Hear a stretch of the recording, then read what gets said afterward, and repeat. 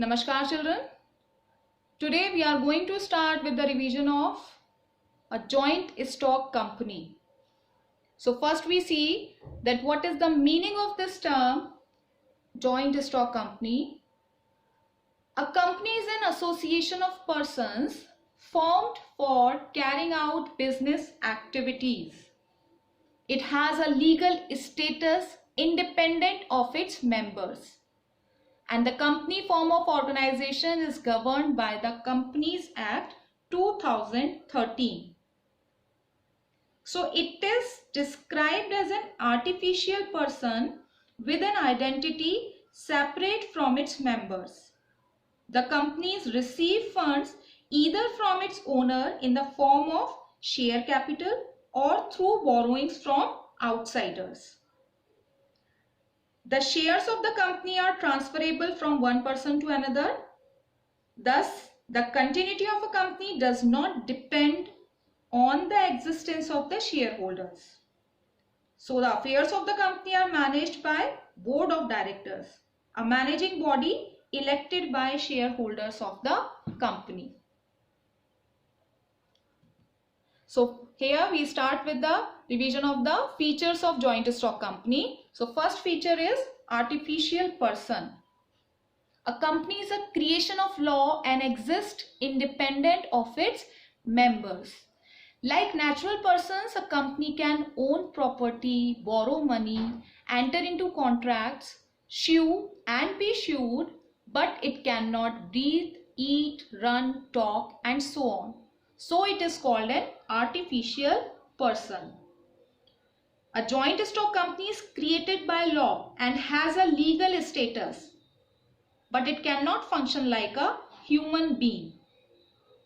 All business activities are conducted in the name of the company, but the elected board of by the elected body of directors.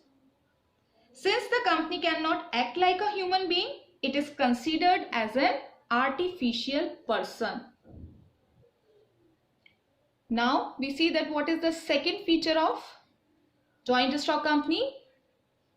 Separate legal entity. A company acquires an identity distinct from its members. Its assets and liabilities are separate from those of its owners. The law does not recognize the business and owners to be one and the same.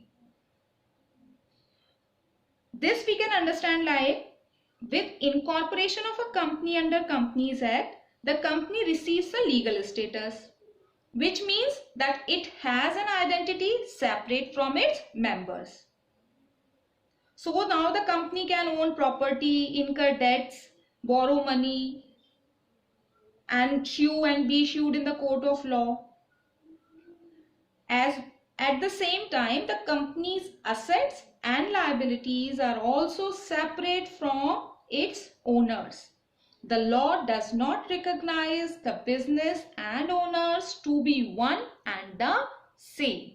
This is the main thing. Now move on to the third feature, that is formation. The formation of a company is a time-consuming, expensive and complicated process.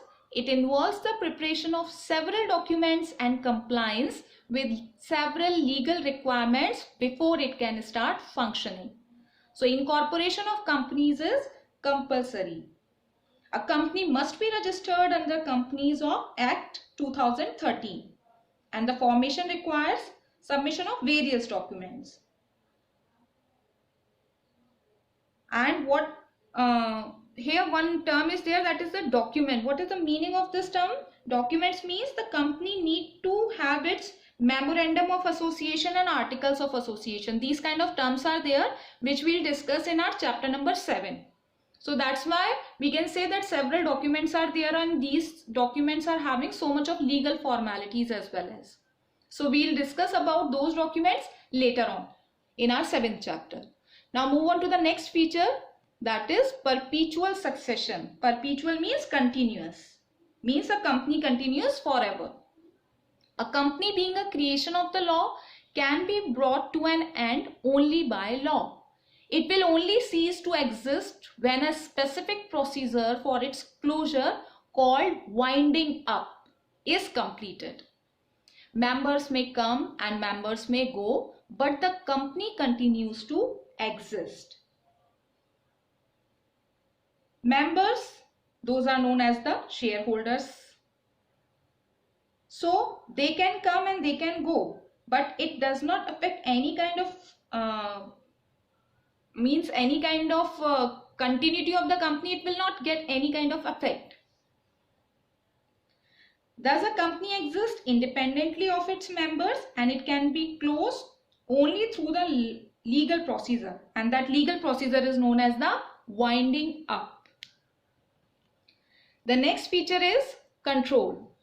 So the management and control of the company is undertaken by the board of directors, which appoints the top management officials for running the business. The directors are directly accountable to the shareholders for the working of the company. And the shareholders, however, do not have the right to be involved in the day-to-day running of the business. And board of directors are a group of people who are given the responsibility to run the business activities. And these board of directors are elected by shareholders. That's why they are accountable to the shareholders.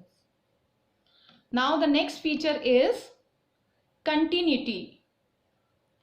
The liability of the members is limited to the extent of the capital contributed by them in a company.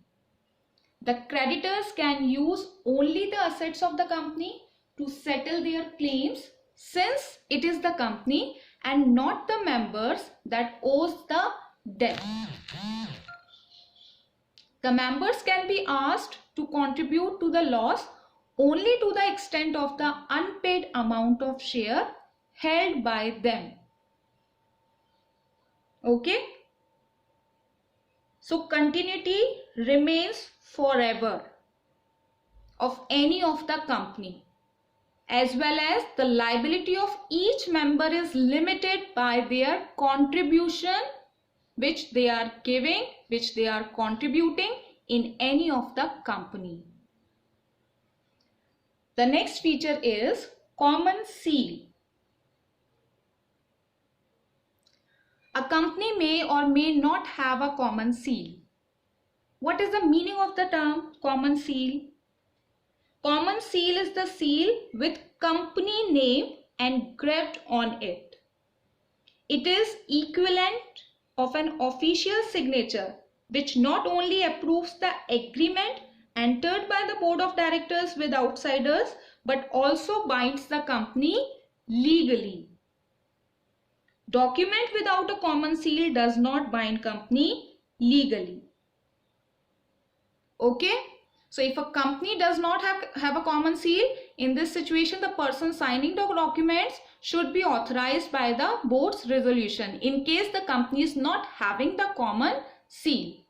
But in case if the company is having, so on every of the document that common seal should be there, because we are according to the law that company seal is the company name which is engraved on it. Means the company is giving permission on that document that by my name you can enter in any of the contract. The last feature is risk bearing. The risk of losses in a company is borne by all the shareholders. In the face of financial difficulties, all shareholders in a company have to contribute to the debts of the extent of their shares in the company's capital. The risk of loss thus gets spread over a large number of shareholders.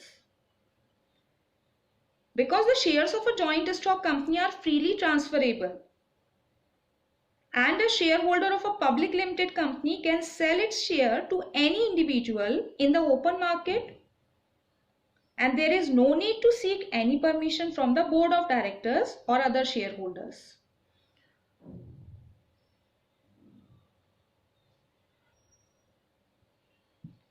According to the risk bearing, the risk of losses in a company is borne by all the shareholders. If there are any financial losses, then all the shareholders contribute towards company's liabilities to the extent of their shares in the company's capital. Okay, so these are the features of a joint stock company. In the next class, we are going to start with its merits and limitations.